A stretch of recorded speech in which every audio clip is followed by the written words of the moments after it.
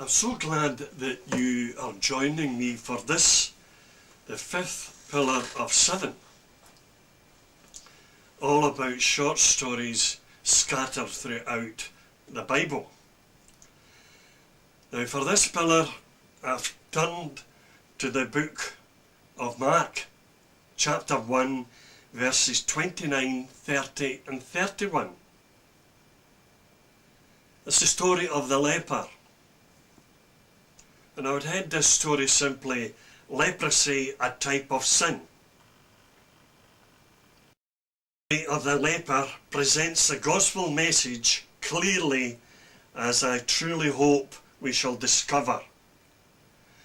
Leprosy is a disease that attacks the skin, the tissue and the bone, gradually decaying, deforming and destroying its victim. A picture of hopelessness. In the spiritual realm, sin does exactly the same thing. It deforms, it decays, it destroys.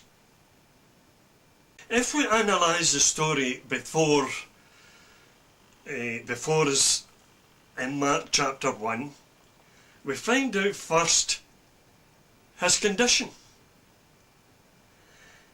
And this lends itself to two subheadings. The first one I want to deal with just now. The word unclean. No one dared go near a leper, for the disease was contagious. So he was unclean. Way back in biblical times, the earlier centuries, it was a known fact for those who contracted this disease to publicly cry out aloud, unclean, unclean. And it was during this period of time, because of the fatalities of this disease, which appeared to be incurable, the communities were set aside for people like this. They became known as leper colonies. And you know, I did my military service in Malaya. I was home for many years before I was told that even in Singapore at that time, they had a special house and community set aside for people suffering from this contagious disease. Secondly, under his condition, we have separation. Now, can you imagine for a second what that meant? Away from his loved ones, away from his family, away from the neighbourhood, away from the community, isolated in another colony. And that was what happened to people who contracted this disease. And the reason for this was that that disease was known to spread like wild bushfire. It was a separation that damaged relationships, shattered hopes, isolated victims. Sin has similar effects. A condition which makes us unclean before a pure God and separated from his affections. The Bible is quite clear that all of us have sinned and come short of the glory of God. That's our condition. And that's the biblical meaning of sin. We can, of course, say that sin, ever since the fall of Adam, entered the world fully grown. You see, I'm not a sinner because I sin. I sin because I'm a sinner. That's the leper's condition. Now, let's look secondly at his cry. This is a personal emotion. I'm sure most of us have encountered in this life at some point some similar type of emotion.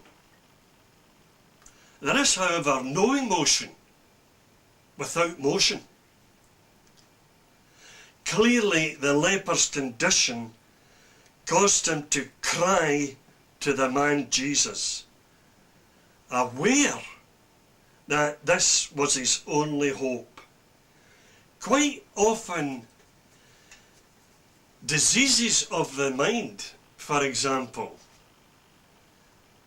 if the victim recognizes something wrong, that's the first step to cure. Lessons we can learn about this cry very briefly are these. It came to the right person. It didn't try one religion after another, moving from one church to another. It came to the right person. None other than Jesus Christ, the great physician, the great healer.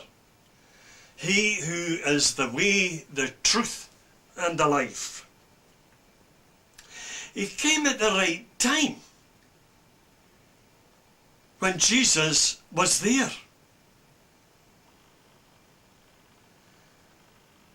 And I wonder tonight if you, or today, if you would come to Jesus now.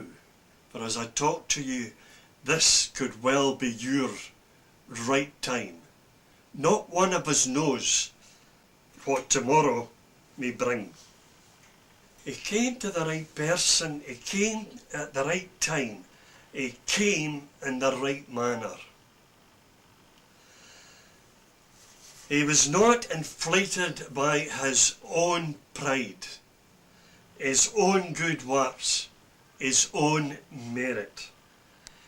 He came humbly to the man Christ Jesus. The final aspect in this short story is this. We've thought of his condition, his cry, finally his cure. We learn that his cure was first of all immediate, and secondly it was complete. When last did you go with an illness to your local GP and found that your illness was cured immediately or it was complete? Make a new appointment at the reception on the road out is so often the verdict. But when the leper came to Jesus, Jesus touched him. Can you imagine what that really means? You don't touch anyone that's got a contagious disease. He touched him, taking upon himself the very disease. And I want to direct you now to the cross